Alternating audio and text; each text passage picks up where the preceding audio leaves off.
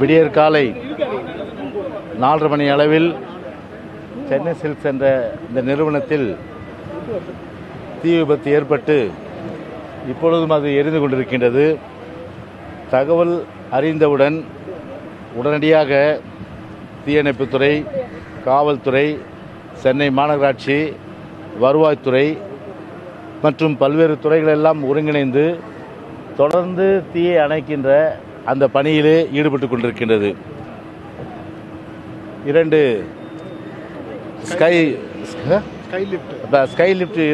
Lift இப்போது பணியில் ஈடுபடுத்தப்பட்டிருக்கின்றது. தவிர 11 ஃபயர் புட் ஆஃப் பண்ணுற அந்த என்ஜின்கள் அதுவும் இப்போது பணியில் இருக்கின்றது. ஏறக்குறைய ஃபயர் சர்வீஸில் மட்டும் 150க்கும் மேற்பட்டவர்கள் பணியாற்றுகின்றார்கள். மாநகராட்சியிலிருந்து பணியாற்றுகின்றார்கள், வருவாய்த்துறையிலிருந்து பணியாற்றுகின்றார்கள். எல்லா துறையிலிருந்து பணியாற்றும் போது விரைவிலேயே இந்த தீயை அணைப்பதற்கு வேண்டிய எல்லாவித நடவடிக்கைகளும் போர்க்கால அடிப்படையிலே எடுக்கப்பட்டு வருகிறது என்பதை தெரிவித்து, காலையிலே கூட நம்முடைய வருவாய்த்துறை அமைச்சர், அதே போன்று நம்முடைய மாவட்ட ஆட்சித்தலைவர், காவல்துறை சார்ந்த நம்முடைய ஆணையர் அவர்கள், நாடாளுமன்ற உறுப்பினர் எல்லோருமே இங்கே பார்வையிட்டு, கமிஷனர் ஆஃப் ரெவென்யூ அட்மினிஸ்ட்ரேஷன் நம்முடைய சத்யகோபால் போன்றவர்களெல்லாம் இங்கே காலையிலே இருந்து கொண்டு தீயை அணைப்பதற்கு வேண்டிய அனைத்து நடவடிக்கை எடுத்துக்கொண்டிருக்கின்றோம். விரைவிலேயே அந்த தீ கட்டுப்பாட்டுக்குள் வந்துவிடும் என்ற அந்த ஒரு நம்பிக்கை இருக்கிறது.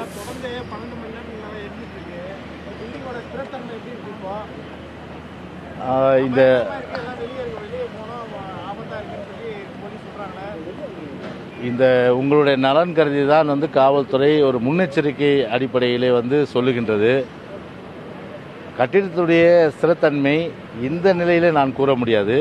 அது பொதுப்பணித்துறையை பொறுத்தவரை அதை ஆய்வு செய்து அந்த ஸ்திரத்தன்மை குறித்து அதனுடைய முடிவை அது வெளியிடும். அது சார் 12 மணி நேரமாக தீ அணைச்சிட்டு இருக்காங்க. தீயணைப்புத் துறையில் இது போதுமான உபகரணமாக இருக்குன்னு நீங்கள் நினைக்கிறீங்களா? இன்னும் எவ்வளவு வேண்டுமானாலும் நாம் உபகரணம் கொண்டு வரலாம். அதில் எந்த விதமான மாறுபட்ட கருத்து நம்ம புட் ஆஃப் செய்ய வேண்டும். அதாவது தீயை முழுமையாக அணைக்க வேண்டும். ஆனால் இந்த ஸ்மோக் வருகின்றது. ஸ்மோக் வரும்போது இந்த பில்டிங்கு, இந்த கட்டிடத்தை பொறுத்தவரையிலே உள்ளே செல்ல வேண்டும் என்று சொன்னால் புகை வருகின்ற சூழ்நிலையிலே எப்படி மனித சக்தி உள்ளே செல்ல முடியும்?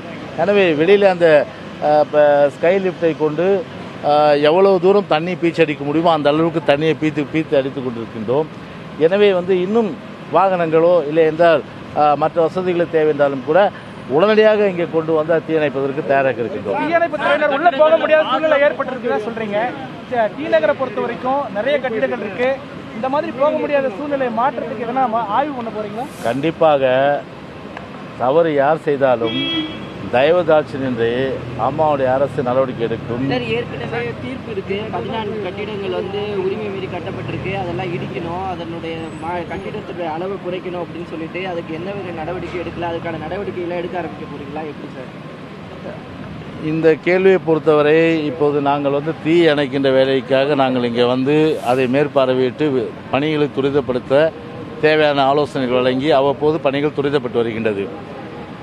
இது பிளான் அப்ரூவல் உள்ளதா, டீவியேஷன் உள்ளதா, இல்லை சட்டத்துக்கு உட்பட்டதா, சட்டத்துக்கு அப்பாற்பட்டதா என்பதெல்லாம் குறித்து மாவட்ட ஆட்சித்தலைவர், அவர் நம்முடைய இந்த மாவட்ட ஆட்சித்தலைவர் சம்பந்தப்பட்ட துறைகளுக்கு எல்லாம் விளக்கங்கள் கேட்டு உரிய வகையிலே அது அனுமதி அளித்திருந்தால் அது தப்பில்லை. ஆனால் அனுமதி அளிக்காமல் அவர்கள் சட்டத்தை மீறி வயலேஷன் செய்திருந்தால் அது சட்டப்படியான குற்றம். எனவே சட்டத்தில் என்ன வழிமுறை செய்யப்பட்டிருக்கின்றதோ அந்த வழிமுறையின்படி நிச்சயமாக அவர்களுக்கு அந்த தண்டனை உண்டு.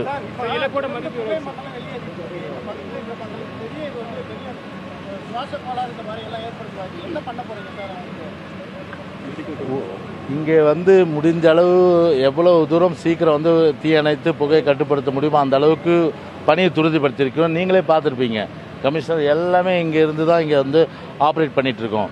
அதனால் நீங்கள் சொல்லுகின்ற அந்த கேள்விக்கு மருத்துவ முகாம்கள் முழுமையான அளவுக்கு இது சுற்றி இருக்கின்ற அந்த ரேடியஸ், அந்த ஸ்மோக் எவ்வளவு தூரம் சென்றதோ அந்த பகுதியில் மக்களுடைய அந்த சுவாச கோளாறு ஏதாவது இருக்கா, அப்படி சுவாச கோளாறு இருந்தால் அவர்களுக்கு என்னென்ன மருந்துகள், அந்த தேவையான மருத்துவ வசதிகள் செய்யப்பட வேண்டுமோ நிச்சயமாக செய்வதற்கு அரசு நடவடிக்கை எடுக்கும்.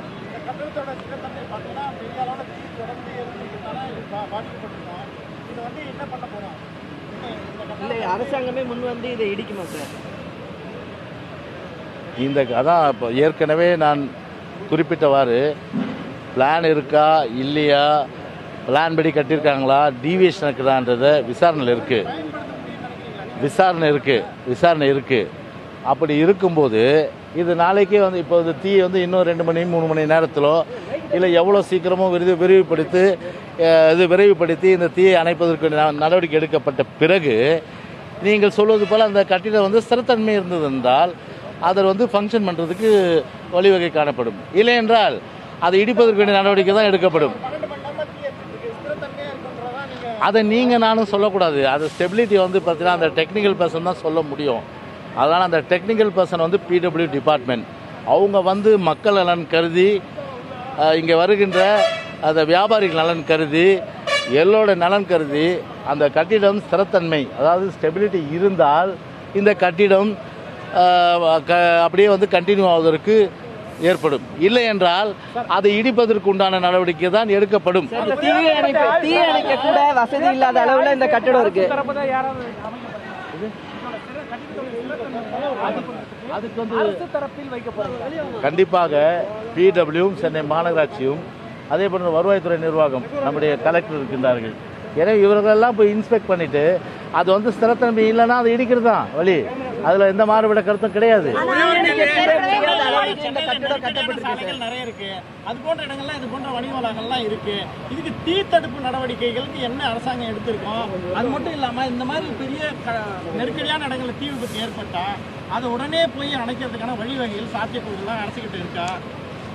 நான் ஏற்கனவே குறிப்பிட்டவாறு டீவியேஷன் அதாவது பிளான் அப்ரூவல் கொடுக்கும்போது நாம் தெளிவாகவே சொல்லுகின்றோம். ஒரு வணிக வளாகத்தில் இப்படித்தான் இருக்க வேண்டும், தீயணைப்பு கருவிகள் பொருத்தப்பட்டிருக்க வேண்டும், வெளியே செல்வதற்குண்டான வழி ஏற்படுத்தியிருக்க வேண்டும், எஸ்கேப் வழியாக இருக்க வேண்டும் என்று பலவிதமான அளவுக்கு எல்லாம் பிளானில் தெளிவாகவே இருக்கின்றது. எனவே இது போன்ற நிகழ்வுகள் வரும்போது நிச்சயமாக அதை மீறினால் அவர்கள் வந்து சட்டத்தின் முன் நிற்கப்பட்டு தண்டிக்கப்படுவார்கள். நான் கூட இங்கே வந்து சொன்னேன், ஒரு கிராஸ் நெக்லிஜென்ஸ் இவர்களுடைய ஒரு கவனக்குறைவின் காரணமாக இத்தனை பேரும் அரசு துறை சார்ந்தவர்கள் இத்தனை பேருமே இங்கே வந்து காலையிலிருந்து விடிய காலையிலிருந்து இந்த தீ அணைக்கும் வரை எல்லோருமே இங்கே சேர்ந்து உங்களோடு சேர்ந்து நாங்களும் இங்கே தீ அணைப்பதற்கு போராடி கொண்டிருக்கின்றோம். எனவே இதற்கு வந்து கிராஸ் நெக்லிஜென்ஸுக்கு சம்பந்தப்பட்ட உரிமையாளர் பொறுப்பேற்க வேண்டும். நம்முடைய ஒரு பக்கம் மக்களை பாதுகாக்க வேண்டும். எனவே இது போன்ற நிகழ்வுகள் வருங்காலத்தில் ஏற்படாமல் இருப்பதற்கு இதை கடுமையான முறையிலே அணுக வேண்டும் என்று சொல்லி அறிவுறுத்தியிருக்கின்றோம். அந்த அடிப்படையிலே கடுமையான முறையில் அணுகவும் அதே நேரத்தில் இந்த இவர்களுடைய நெக்லிஜென்ஸ் காரணமாக எத்தனை வண்டிகள், எவ்வளோ மனித சக்திகள், இவ்வளவு பேரும் மொத்தமாக இருக்கின்ற சூழ்நிலை எவ்வளோ செலவாச்சோ அதை வந்து அவங்க தான் பே பண்ணணும் கவர்மெண்ட்டுக்கு. அது எத்தனை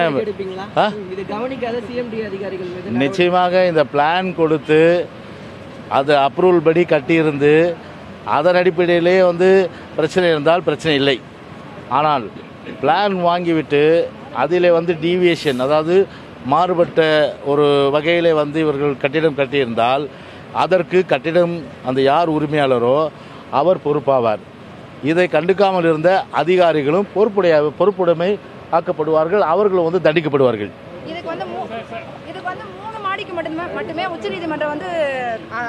இதில் எந்த மாறுபட்ட கருத்து இல்லை. இதில் யாருமே வந்து பார்த்தீங்கன்னா வந்து இதில் வந்து நீங்கள் கேட்ட அருமையான கேள்வி இது. இதில் வந்து சம்பந்தப்பட்ட அத்தனை பேர் யாராக இருந்தாலும் அவர்கள் வந்து பொறுப்புடைமை ஆக்கப்படுவார்கள், அவர்கள் தண்டிக்கப்படுவார்கள். இதை வந்து கண்டுக்காம இருந்த அதிகாரிகளும் சேர்த்து தான் சொல்றேன். சில நாட்களுக்கு முன்பு வடபழனியில ஒரு பெரிய விபத்து ஏற்பட்டு தீ விபத்து, அதுக்கு என்ன நடவடிக்கை எடுத்திருக்கீங்க சார்? ஏற்கனவே சட்டப்படியான நடவடிக்கை நம்முடைய மாவட்ட ஆட்சித்தலைவர் அவர்களால் எடுக்கப்பட்டிருக்கின்றது. அது குறித்து உங்களுக்கு தகவல் தெரிவிக்கப்படும்.